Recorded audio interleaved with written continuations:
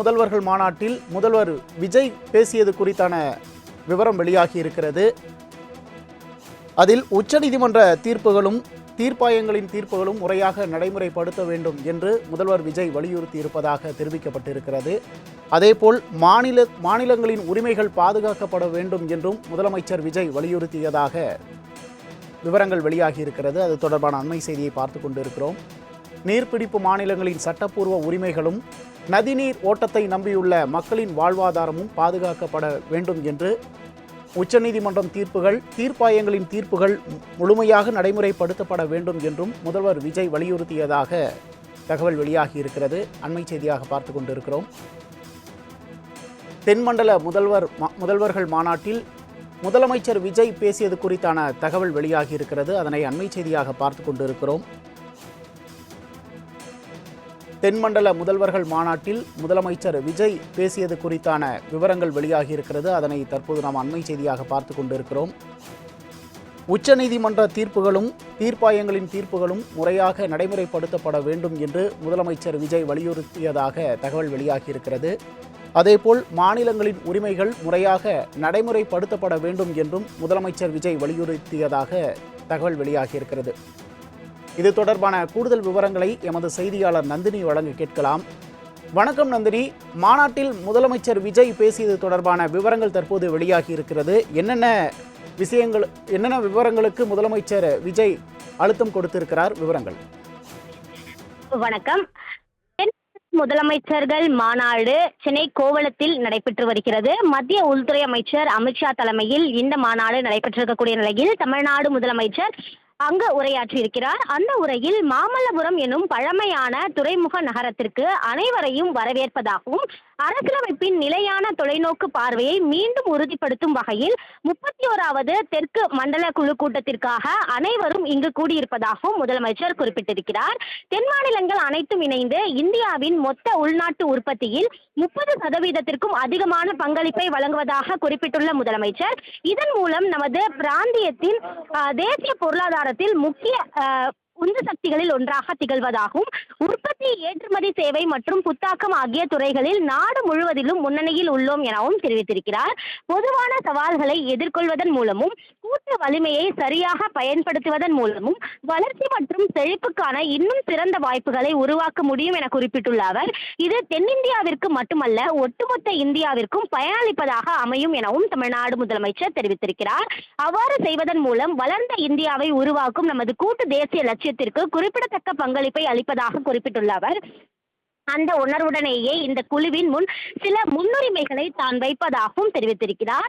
அந்த வகையில்தான் போதைப் பொருள் பயன்பாடு மற்றும் மாநிலங்களுக்கு இடையேயான ஒருங்கிணைப்பு தொடர்பாக முதலமைச்சர் பேசியிருக்கிறார். அதில் பார்த்தோம் என்றால் பாதுகாப்பான மற்றும் ஆரோக்கியமான இளைய தலைமுறையை நமது நாட்டின் எதிர்காலத்திற்கு அடித்தளமாகும் என குறிப்பிட்டுள்ள அவர், போதையை தூண்டும் மற்றும் கட்டுப்பாட்டிற்கு உட்பட்ட பொருட்கள், அத்துடன் போதை மற்றும் மனநலத்தை பாதிக்கும் பொருட்கள் ஆகியவை தொடர்ந்து தவறாக பயன்படுத்துவதும், சட்டவிரோத இணைய வழி விற்பனை, அங்கீகரிக்கப்படாத விநியோகம் மற்றும் மாநிலங்களுக்கு இடையேயான கடத்தல் ஆகியவற்றின் மூலம் இளைஞர்களுக்கு எளிதில் கிடைப்பதும் ஆழ்ந்த கவலைக்குரிய விஷயமாகும் எனவும் தெரிவித்திருக்கிறார். மேலும் மெட்ரோ தொடர்பாகவும் முதலமைச்சர் பேசியிருக்கிறார். தென் மாநிலங்கள் முழுவதும் ஒருங்கிணைந்த மண்டலங்கள், பகிரப்பட்ட பல்வகை போக்குவரத்து மற்றும் சரக்கு கையாளும் பூங்காக்கள், உற்பத்தி மையங்கள், துறைமுகங்கள் மற்றும் உலகளாவிய சந்தைகளுடன் இணைக்கும் தடையற்ற சரக்கு மற்றும் தொழில் வழித்தடங்கள் ஆகியவற்றை உள்ளடக்கிய பொதுவான பொருளாதார மற்றும் சரக்கு கையாளும் தொகுப்புகளை இந்த மன்றம் முன்னெடுக்க வேண்டும் என தெரிவிப்பதாக முதலமைச்சர் குறிப்பிட்டிருக்கிறார். இத்தகைய முன்னெடுப்புகள் வணிகம் செய்வதற்கான செலவை குறைத்து ஏற்றுமதியில் போட்டித்தன்மையை வலுப்படுத்தும் என்பதோடு அந்நிய முதலீடுகளை ஈர்ப்பதில் தென்னிந்தியாவை மிகவும் கவர்ச்சிகரமான இடமாக மாற்றுவதுடன் தொழில்களையும் வாய்ப்புகளையும் சிறிய நகரங்களுக்கு பரவ செய்து உண்மையான சமச்சீரான பிராந்திய வளர்ச்சியை ஊக்குவிக்கும் எனவும் தெரிவித்திருக்கிறார்.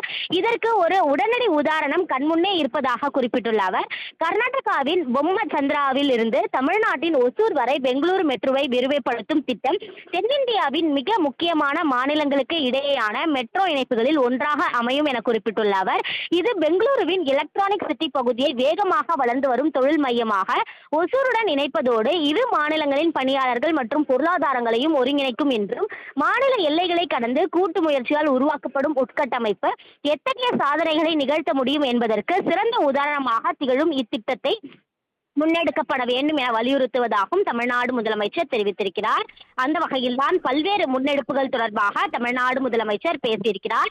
காவிரி மற்றும் முல்லை பெரியார் போன்ற பகிரப்பட்ட ஆற்றுப்படுக்கை தொடர்பான ஒத்துழைப்பு, சட்டத்தின் ஆட்சி, நீதித்துறை தீர்ப்பாயங்களின் முடிவுகளை செயல்படுத்துதல் ஆகியவற்றை வலியுறுத்தி மாநிலங்களுக்கு இடையேயான நீர் வளங்களின் நிர்வாகம் குறித்து விவாதிப்பதாகவும் அவர் குறிப்பிட்டிருக்கிறார். மாநிலங்களுக்கு இடையேயான நதி கோட்பாடுகள் தொடர்பாகவும் தமிழ்நாடு முதலமைச்சர் பேசியிருக்கிறார். அந்த வகையில்தான் தென்மண்டல முதலமைச்சர்கள் மாநாடு நடைபெற்று வரக்கூடிய நிலையில் அதில் பல்வேறு கருத்துக்களை முன்வைத்து தமிழ்நாடு முதலமைச்சர் உரையாற்றியுள்ளது குறிப்பிடத்தக்கது.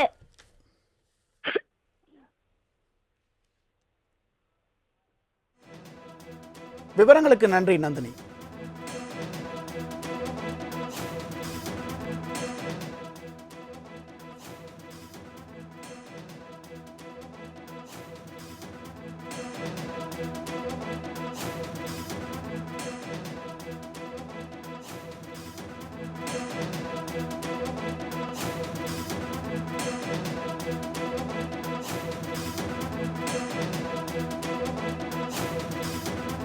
தென்மண்டல முதல்வர்கள் மாநாட்டில் முதலமைச்சர் விஜய் பேசியது தொடர்பான விவரங்கள் தற்போது வெளியாகி இருக்கிறது. அது தொடர்பான அண்மை செய்தியை தற்போது நாம் பார்த்து கொண்டிருக்கிறோம். மாநிலங்களுக்கு இடையேயான நதிகளை நிர்வகிப்பதில் ஒத்துழைப்பு வேண்டும் என்றும், முல்லை பெரியாறு விவகாரத்தில் 152 அடி வரை நீர்மட்டத்தை உயர்த்துவது தொடர்பான பாதுகாப்பு நடவடிக்கைகளை தொடர வேண்டும் என்றும் முதலமைச்சர் விஜய் வலியுறுத்தியிருக்கிறார். அந்த அண்மை செய்தியை பார்த்து கொண்டிருக்கிறோம். அதேபோல் நீட்டில் இருந்து விலக்கு என்பதே தமிழ்நாட்டின் நிலைப்பாடு என்றும் முதலமைச்சர் விஜய் தெரிவித்திருக்கிறார். இது தொடர்பாக பேசுவதற்காக இணைப்பில் நம்மோடு தாவேகா சார்பாக மகேந்திரன் அவர்கள் நம்மோடு இணைந்திருக்கிறார். சார் வணக்கம் சார். தற்போது முதலமைச்சர் தென்மண்டல முதல்வர்கள் மாநாட்டில் பேசியது தொடர்பான விவரங்கள் தற்போது வெளியாகி இருக்கிறது. முதலமைச்சர் பேசிய கருத்துக்களை நீங்க எப்படி சார் முதல்ல பாக்குறீங்க? அதாவது ஒரு தெளிவான அரசியல் தமிழ்நாட்டினுடைய இன்றைய தேவைகளுக்கேற்ப இந்த அரசியலை உணர்ந்து அவர் வெளியிட்டது அப்படிங்கிறது இதன் மூலம் வெளிப்படுகிறது. தமிழ்நாட்டினுடைய உரிமைகளை எந்த விதத்திலும் தாவேக அரசு விட்டுக் கொடுக்காது என்பதை தமிழகத்தினுடைய முதலமைச்சர் அழுத்தம் திருத்தமாக அவர் வெளியிட்டிருக்காரு. அது ஒரு மிக முக்கியமான ஒரு தமிழகம் சார்ந்த ஒரு உரிமையாக அது முன்வைக்கப்பட்டிருக்கிறது. இதை தொடர்ந்து அவர்களுடைய செயல்பாடுகள், சட்ட ரீதியான செயல்பாடுகள், அரசு ரீதியான செயல்பாடுகள், இந்த உரிமைகளை நிலைநிறுத்துவதற்கு தாவேக அரசு உறுதியோடு போராடும் என்கின்ற செய்தி தான் அதில் அடங்கியிருக்கிறது. ஸோ இந்த தென்மண்டல முதல்வர்கள் மாநாட்டோட நோக்கம் கிட்டத்தட்ட பூர்த்தி ஆகியிருக்கு அப்படின்னு பார்க்குறீங்களா? அது முழுமையா இன்னும் பூர்த்தி ஆகாது. ஏன்னா காரணம் என்னன்னா, அது உள்ளுக்கு நிறைய பிரச்சனைகள் இருக்கு. இப்ப தமிழ்நாட்டினுடைய பிரச்சனை இருக்கு, பல பிரச்சனைகள் இருக்கு. அந்த பிரச்சனைகளை எல்லாம் தீர்த்த போதுதான் அதனுடைய நோக்கம் நிறைவேறும். ஆனால் தமிழ்நாட்டினுடைய இந்த உரிமைகளை விட்டுக் கொடுக்க முடியாது. அதற்குரிய முறைகளை நம்முடைய இந்திய அரசு நிலைநாட்ட வேண்டும் என்ற செய்தி.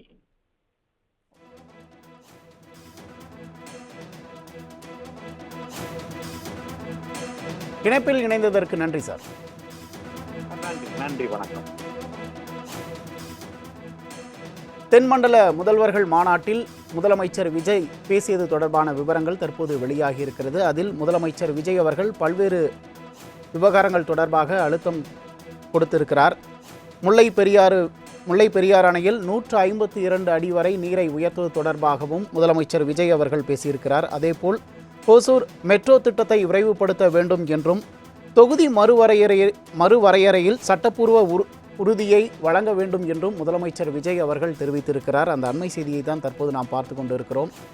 தென்மண்டல முதல்வர்கள் மாநாட்டில் முதலமைச்சர் விஜய் வலியுறுத்தியது தொடர்பான விவரங்கள் தற்போது வெளியாகி இருக்கிறது. அந்த அண்மை செய்தியை தான் தற்போது நாம் பார்த்து கொண்டிருக்கிறோம்.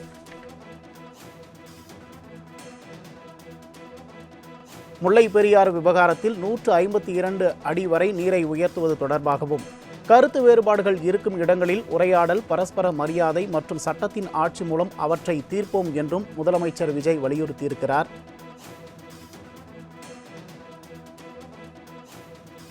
இது தொடர்பாக நம்மோடு இணைப்பில் இணைகிறார் தாவேகா பரப்புரை செயலாளர் நாஞ்சு சம்பத் அவர்கள். சார் வணக்கம் சார். தற்போது தென்மண்டல முதல்வர்கள் மாநாட்டில் முதலமைச்சர் விஜய் வலியுறுத்தியது தொடர்பான விவரங்கள் வெளியாகி இருக்கிறது. இதை நீங்க முதற்கட்ட பார்வையை எப்படி சார் பார்க்குறீங்க? ஒரு தென்மண்டல முதல்வர்கள் மாநாடு தமிழ்நாட்டில் கடல் அலைகள் தாளாட்டும் மாமல்லபுரத்தில் நடப்பது ஒரு முக்கியத்துவம் வாய்ந்த நிகழ்ச்சியாகவே நான் பார்க்கிறேன். தென்மண்டல முதல்வர்கள் மகாநாட்டின் தலைவராக, தென் மாநிலங்களின் தலைவராக மாட்சிமை தங்கிய உள்துறை அமைச்சர் அமித்ஷாவும், துணைத் தலைவராக எங்கள் தலைவர் தளபதி விஜய் அவர்கள் முடிவானதும் தாவேகா தொண்டன் என்ற நிலையில் எனக்கு மிகுந்த மகிழ்ச்சியையும் மனநிறைவையும் தந்திருக்கிறது என்பதை விட ஒவ்வொரு தமிழனும் இந்த செய்தியால் பெருமிதம் உறுகிறார்.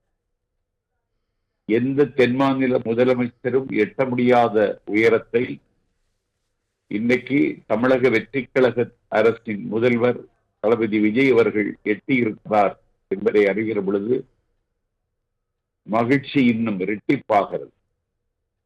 உள்துறை அமைச்சரின் தலைமையில் நடைபெறுகின்ற தென்னக முதலமைச்சர்களினுடைய மகாநாட்டில் எங்கள் தலைவர் பேசிய பேச்சு தமிழ்நாட்டின் உரிமையை எந்த இடத்திலும் விட்டுக் கொடுக்காத அவருடைய அரசியலை இன்றைக்கு அப்பட்டமாக வெளிப்படுத்தி இருக்கிறது. தொகுதி மறு சீரமைப்பில் தமிழகம் வஞ்சிக்கப்படக்கூடாது என்றும், காவிரி நீரில் உரிமையை நிலைநாட்டுவதில் தமிழகத்திற்கு பாதகம் ஏற்பட்டுவிடக்கூடாது என்றும், தமிழ்நாட்டினுடைய நலன் சார்ந்து கர்நாடகத்தினுடைய முதலமைச்சர் சிவகுமார் இருக்கிற பொழுதே உள்துறை அமைச்சர் முன்னிலையில் எங்கள் தலைவர் ஆணித்தரமாகவும் அழுத்த நிறுத்தமாகவும் பேசியது தமிழ்நாட்டை பாதுகாக்கிற முதலமைச்சராக தமிழ்நாட்டு மக்கள் அவரை கருதுகிறார்கள்.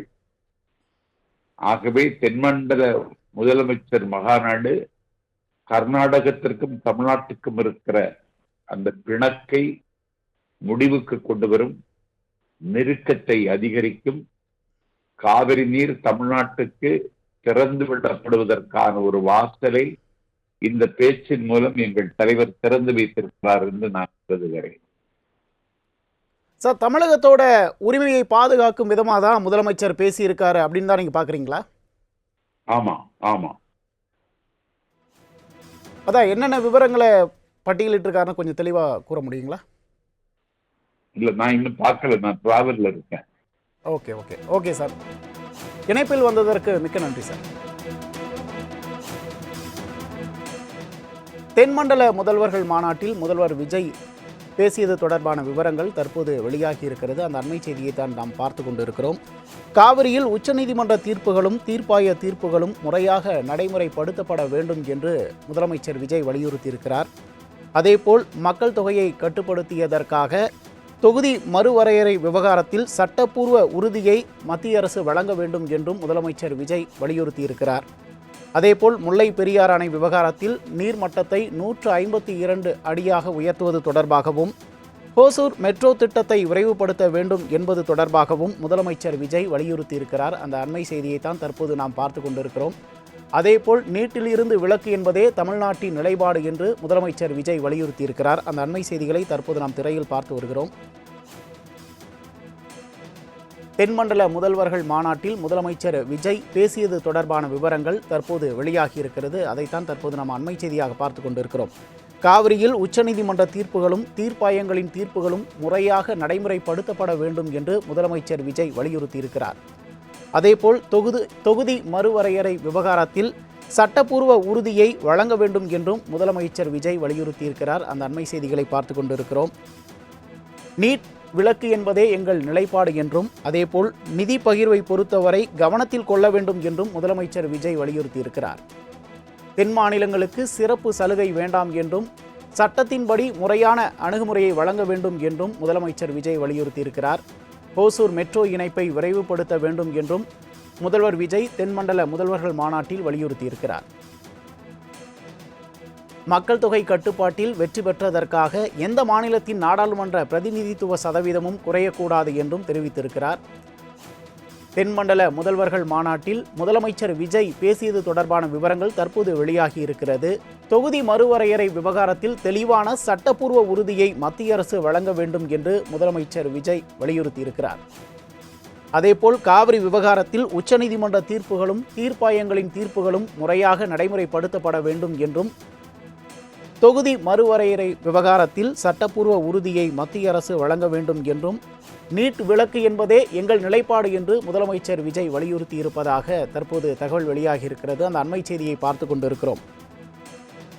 தென்மண்டல முதல்வர்கள் மாநாட்டில் முதல்வர் விஜய் பேசியது தொடர்பான விவரங்கள் தற்போது வெளியாகியிருக்கிறது. அண்மை செய்தியாக பார்த்து வருகிறோம். இது தொடர்பாக பேசுவதற்காக நம்மோடு இணைந்திருக்கிறார் நக்கீரன் பிரகாஷ் அவர்கள். சார் வணக்கம் சார். தற்போது தென்மண்டல முதல்வர்கள் மாநாட்டில் முதலமைச்சர் விஜய் பல்வேறு விவகாரங்கள் தொடர்பாக வலியுறுத்தி இருக்கிறார். அதை பற்றி தங்களோட பார்வை என்ன சார்? சார், இது வரைக்கும் அவர் அமித்ஷாவை பார்த்ததே கிடையாது. டெல்லிக்கு போனப்போ கூட அமித்ஷாவை பார்த்ததில்லை. பார்க்காம வந்துட்டு பிரதமரை மட்டும் பார்த்து வந்தார். அமித்ஷா 2 தடவை அவர் அப்பாயின்மெண்ட்டை ரிஜெக்ட் பண்ணார். அப்படிப்பட்ட முதல்வருக்கு முதல் முறையாக அமித்ஷாவை சந்தித்து 23 நிமிஷம் பேசக்கூடிய வாய்ப்பு கிடைச்சது. ஏதோ ஒரு டிஃபன் பாக்ஸ் மாதிரி ஒன்று கொடுத்தாரு. இதெல்லாம் அவருக்கு கிடைத்த வாய்ப்பு. மற்றபடி அவருடைய பேச்சு ரொம்ப நார்மலான பேச்சு தான் சார். முல்லை பெரியாறு அணை நீர்மட்டத்தை 152 அடியாக உயர்த்தணும். நதிநீர் பிரச்சனைகளில் எங்களுக்கு உடன்பாடு இல்லை, ஒத்து போக முடியல. 3வது இந்த நீட்டில் தமிழக உரிமைகளை பாதுகாக்கிறதுக்கு தமிழ்நாட்டுக்கு விலக்கு அளிக்கணும். கடைமடை மாநிலத்தின் உரிமையை காப்பாற்றணும். அதெல்லாம் அவர் பேசியிருக்காரு. இது ரொம்ப ரொம்ப ரொம்ப நார்மலான ஸ்பீச்சு தான் சார் அவர் பேசின பேச்சு. கர்நாடக முதலமைச்சரோட அவரை போய் பெங்களூரில் சந்திக்கணும்னு இருந்தார். அந்த சந்திப்பும் இப்போ பக்கத்தில் உட்காந்து பேசக்கூடிய அளவுக்கான ஒரு வாய்ப்பு என்பது அவருக்கு கிடைச்சிருக்கு. இது தமிழ்நாட்டுக்கு ஒரு நல்ல விஷயம்தான். இவர் இப்படி பேசக்கூடிய விஷயம் என்பது நல்ல விஷயம்தான். இதில் முக்கியமான விஷயம், அவர் தனியாக பேசும்போது 23 நிமிஷம் என்ன பேசினாருன்றது தான் செய்தியை தவிர, இப்போ இந்த பப்ளிக் அட்ரஸ் சிஸ்டத்தில் அவர் பேசினது எந்த விதத்துலையும் செய்தி இல்லை. இவர் கர்நாடக முதலமைச்சரை பார்த்து பேசணும்னு சொன்னார். அந்த முதலமைச்சர் பக்கத்துலேயே உட்காந்து 2 பேரும் குசுன்னு பேசிக்கிட்டு இருந்தாங்க. இந்த விஷயங்கள் இந்த டெலிபரேஷன்ஸில் என்ன நடந்ததுன்றது தெரியல சார். தனியாக பேசின சந்திப்புகள் தான் இதில் முக்கியத்துவம் பெறுதே தவிர, பொதுவாக பேசின பேச்சு ஜென்ரல் தான் சார். முதலமைச்சர்கள் மாநாட்டோட நோக்கமே இந்த மாநிலங்களுக்கு இடையிலான பிரச்சனைகளுக்கு சுமூக தீர்வு எட்டப்படணும். அதே போல் மத்திய மாநில அரசுகளுக்கு இடையிலான அந்த உறவை மேலும் வலுப்படுத்தணும் அப்படிங்கிறத நோக்கமாக இருக்கும்போது, இப்போ தமிழ்நாட்டில் இருக்கக்கூடிய பல்வேறு பிரச்சனைகளை முதலமைச்சர் விஜய் அவர்கள் வலியுறுத்தி இருக்கிறாரு. இப்போ இருக்கக்கூடிய இந்த காவிரி விவகாரமாகட்டும், இல்லை தொகுதி மறுவரையறை விவகாரமாக இருக்கட்டும், இப்போ முதலமைச்சர் வலியுறுத்தி இருக்காரு. இதற்கு ஏதாவது சுமூக தீர்வு எட்டப்படும் அப்படின்னு நம்ம நம்பலாங்களா? அதில் கண்டிப்பாக எட்டப்படாது மேடம், எட்டப்படாது சார்.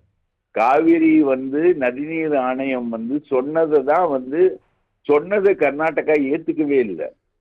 அவங்க சைட்லேருந்து மேகதாது அணை கட்டினா தமிழ்நாட்டுக்கு நீர் வழங்குறதுல இன்னும் இம்ப்ரூவ் பண்ணலாம். மேகதாது அணையில் கட்டுறதுக்கான ஆதரவு நிலை தான் அவங்க எடுக்கிறாங்க. இவங்க எதிர்நிலை எடுக்கிறாங்க. 2 பேர் நிலையை சொல்ல முடியுமே தவிர, இது ஒரு தடங்கு மாதிரி தான் நடந்திருக்கு இந்த மாநாடு. வேற இதுல பெருசா தீர்வுக்கான விஷயங்கள் இதுக்குள்ள வரல சார். அவங்க எதையுமே கர்நாடகா எதையுமே மதிக்கிறதுக்கு அவங்க தயாரா இல்லை. காவிரி நதிநீர் ஆணையமா இருந்தாலும் சரி, கோர்ட்டா இருந்தாலும் சரி, எதையும் மதிக்க தயாரா இல்லை.